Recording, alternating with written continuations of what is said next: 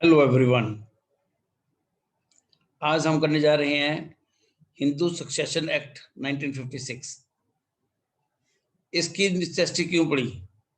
क्योंकि इस एक्ट से पहले जब किसी हेड ऑफ द फैमिली की डेथ हो जाती थी, मेल फैमिली की, पहले मैं फिर मेल पे चल रहा हूँ, तो वारिसों को लेके, ससुर को लेके काफी प्रॉब्लम आ जाती थी।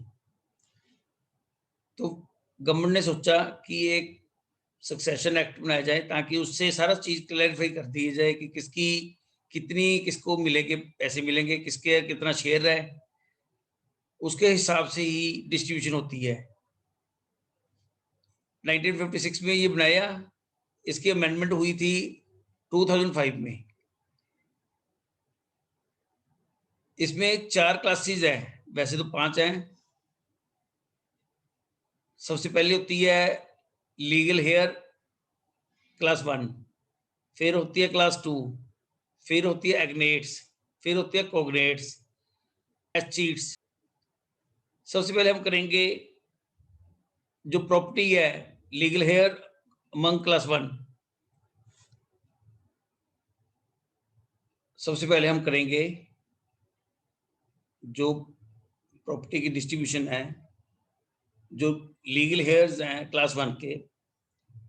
अब जैसे कोई मेल है, होता है, एक तो होती है कि विल करके डेथ, जिसकी मरने से पहले विल कर गया, विल से तो जो विल के हिसाब से डिस्ट्रीब्यूशन होगी तो वो चलेगी। समटाइम्स क्या होता है कि किसी मेल मेंबर की डेथ ऑल ऑफ सडन या वैसे हो गई, उसने कोई विल नहीं की, तो हम जो वैसे डेथ हो जाए तो उसको हम इंटेस्टेट बोलते हैं। उस केस में जो प्रॉपर्टी की डिस्ट्रीब्यूशन होगी लीगल हेयर्स के बीच में, उसके उसका पैटर्न समझा रहा हूं मैं आपको। ये देखो, सबसे पहले इसमें जैसे इंटरस्टेट का जो मेल है, एक तो उसकी मदर होती है, एक होता है उसकी वाइफ, एक एक होते हैं उसमें सन, एक होता है उसका डॉटर। 4 मेंबर्स को मेनली वो मिलती है लीगल हेयर, जो क्लास 1 में फर्स्ट कैटेगरी में फॉल करते हैं। मैंने क्या किया है, क्योंकि वो तो आइडल केस है, जैसे सन एक है, डॉटर एक है, वाइफ एक है, मदर एक है। मदर तो चलो ऑब्वियसली एक ही होगी। तो उस केस में, लेकिन मैंने यहाँ पर थोड़ा सा अमेंडमेंट कर दी कि अगर 2 बच्चे हों, 2 लड़के हों, 2 लड़कियां हों, तो उस केस में कैसे डिस्ट्रीब्यूशन होगी। उस उस केस में डिस्ट्रीब्यूशन करने के लिए, ये देखो, सबसे पहले जो कैटेगरी है, क्लासेस है इसकी, मदर को 1/6 शेयर मिलेगा, ऐसे ही वाइफ को 1/6 शेयर मिलेगा। जो सन, पहले सन है उसको 1/6 मिलेगा, दूसरा सन है उसको भी 1/6 मिलेगा। अब जो डॉटर है, डॉटर को 1/6 मिलेगी, जो पहली डॉटर है। जो दूसरी डॉटर है, दूसरी डॉटर को भी 1/6 मिलेगी। मतलब कि 6 हिस्सों में डिवाइड हो जाएगी। अब अगर यहाँ पर सन्स मान लो एक होता, 2 डॉटर होती, एक वाइफ होती, एक मदर है, तो 5 हिस्सों में बट जाती। अगर एक डॉटर, एक सन, एक वाइफ, एक मदर, 4 हिस्से, तो 4 हिस्सों में बट जाती। हर एक को 1/4 1/4 1/4 मिलते।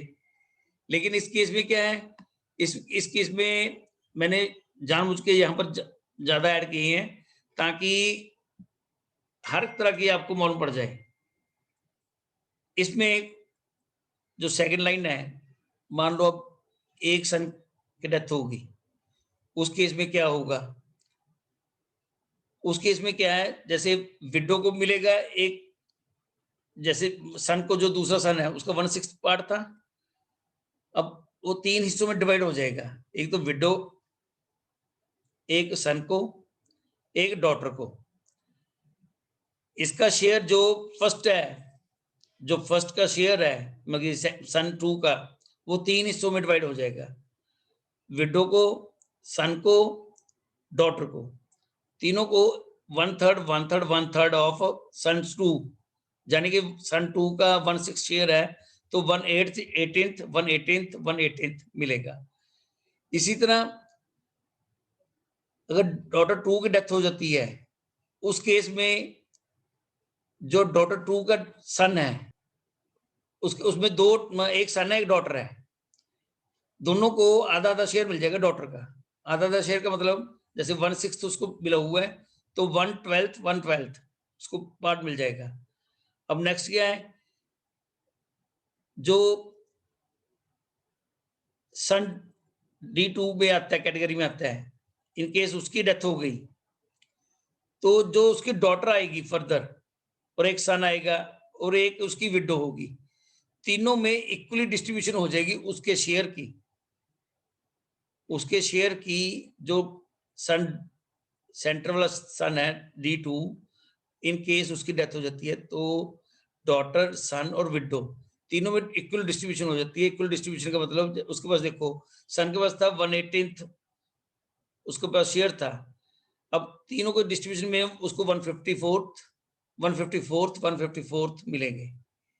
अब एक ये नई क्लॉज ऐड हुई है, इसमें ये चार कैटेगरीज हैं। एक तो डॉटर है जो डॉटर D2 की, एक डॉटर है जो डॉटर सन की, तो एक डॉटर की दूसरी जो D2 कैटेगरी में आती है, फिर उसका सन आ गया डॉटर का। इन्होंने साल 2005 में 39 नंबर से ये अमेंडमेंट की थी, इसमें ये इनकॉर्पोरेट कर दिए ये चारों कैटेगरी। इसकी डिटेल देखो, जैसे ये 1956 में जो था, सन, डॉटर, विडो, मदर, नंबर 2 पे, फिर 3 पे ये मेंबर्स थे पहले तो।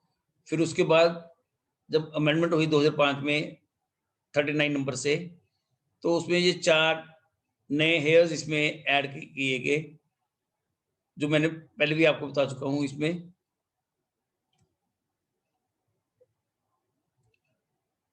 अब अगर पहला क्लास 1 में कोई हेयर नहीं मिला, लीगल हेयर नहीं मिला, क्लास 1 में कोई लीगल हेयर नहीं मिला, तो इस केस में हम क्लास 2 के लीगल हेयर में चलेंगे।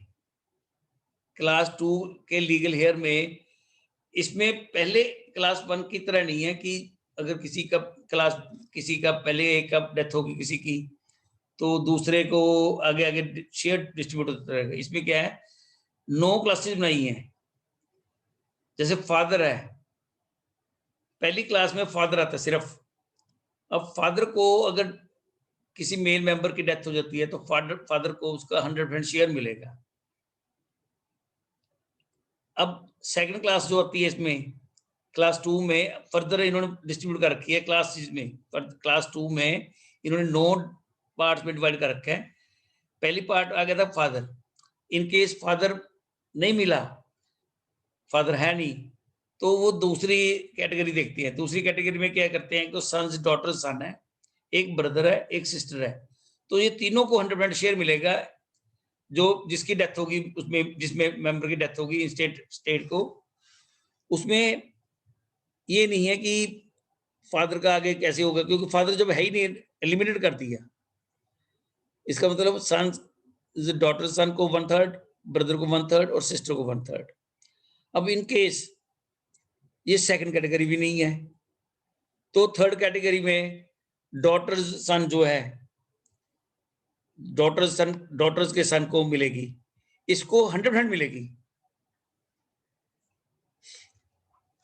अब थर्ड कैटेगरी का अगर नहीं है, तो फोर्थ कैटेगरी में जाएंगे। इसमें ब्रदर्स सन, ब्रदर्स डॉटर, सिस्टर्स सन, सिस्टर्स डॉटर, इन चारों कैटेगरीज को इक्वल पार्ट मिल जाएगा स्टेट का।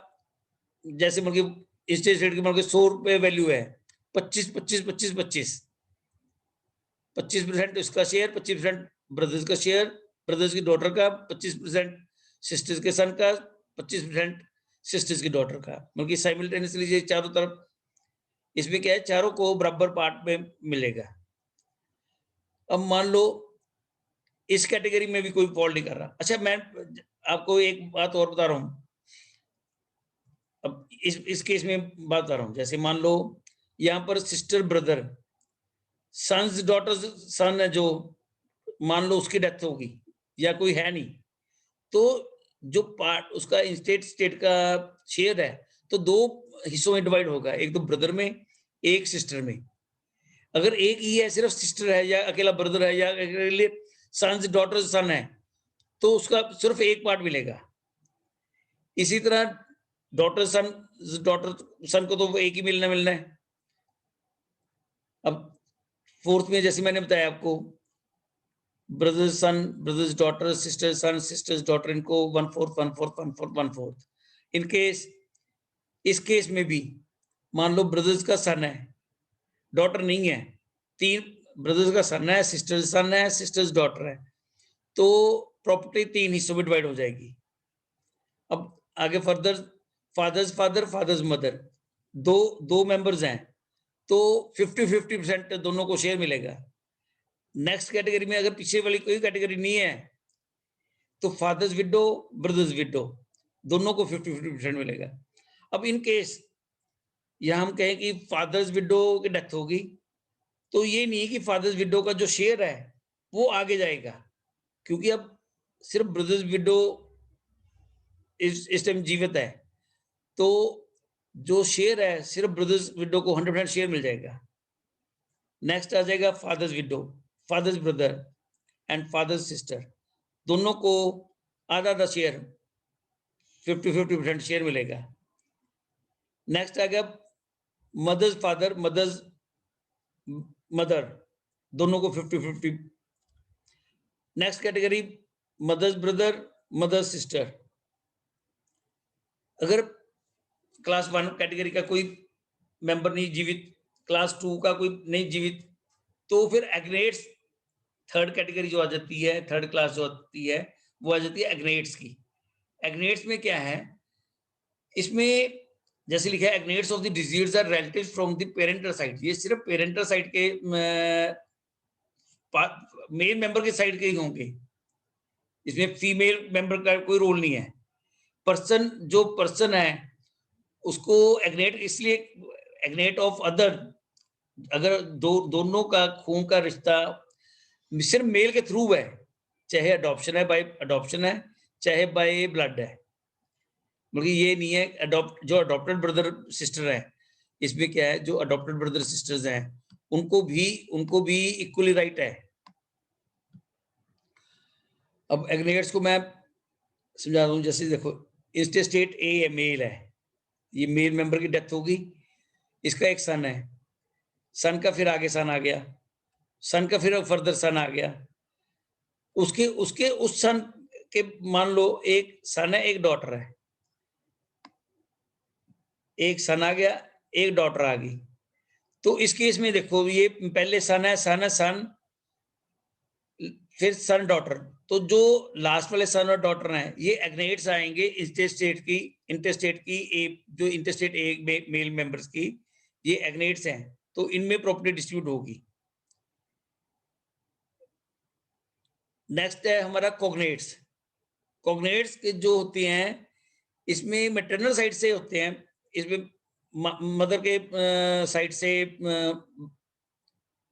जो रिलेटिव्स बनते हैं, जब दो मेंबर्स कोई भी हैं, अगर चाहे ब्लड द्वारा या अडॉप्टेड हो, मेल के थ्रू ना हो, तो उसको कोग्नेट्स कहते हैं। इसको मैं ग्राफ से समझाता हूँ, जैसे देखो, इंटरस्टेट है ए मेल, इसका एक सन है, इसका दूसरा सन आ गया, तीसरी डॉटर आ गई। अब डॉटर के बाद डॉटर का एक सन आ गया, एक आ गई डॉटर आ गई। अब देखो बीच में डॉटर आ गई, तो ये सन और डॉटर इंटेस्टेट के कोग्नेट्स बन गए, क्योंकि इसमें डॉटर आ गई, फीमेल मेंबर आ गई। अब अगर किसी केस में class 1 category, class 2 category, class agnates और कोग्नेट्स, ये चारों कैटेगरीज ना अवेलेबल हों, एस्चीट कैटेगरी को मिलता है। एस्चीट कैटेगरी क्या होता है, जो सारा प्रॉपर्टी है, सारी की सारी प्रॉपर्टी गवर्नमेंट के पास चली जाती है। अब rights of child in bomb, जब कोई लेडी प्रेग्नेंट है, अगर मान लो जिसकी डेथ हुई है, डेथ के टाइम किसी लेडी के, उनके जनरेशन में, उनकी जो घर में, खानदान में जैसे हम बोलते हैं, उनमें कोई लेडी प्रेग्नेंट है, उसकी डेथ होगी, बंदे की, मेल मेंबर की डेथ होगी, किसी भी मेल मेंबर की, तो जो बच्चा पैदा होगा, अगर वो अलाइव है, तो उसको उसके सारे प्रॉपर्टी के राइट्स, वही राइट्स मिलेंगे अगर वो जीवित होता उस टाइम। मान लो जीवित क्या मतलब, अगर उस टाइम होता, तो जो right at the time of, जब वो जीवित था, इंटेस्टेट इंटेस्टेट जब जीवित था, उस टाइम अगर वही बच्चे के जो राइट मिलते, वही राइट उसको मिलने थे। बल्कि अब इसका मतलब ये हुआ कि उसके जब डिजीज की डेथ हो गई, उससे ही, उसके टाइम से ही उसको राइट्स मिलने शुरू हो गए। होप आपको मेरी वीडियो पसंद आई होगी। इसको लाइक करें, शेयर करें और सब्सक्राइब करें, ताकि मैं ज़्यादा से ज़्यादा वीडियोस अपलोड कर सकूं। थैंक्स।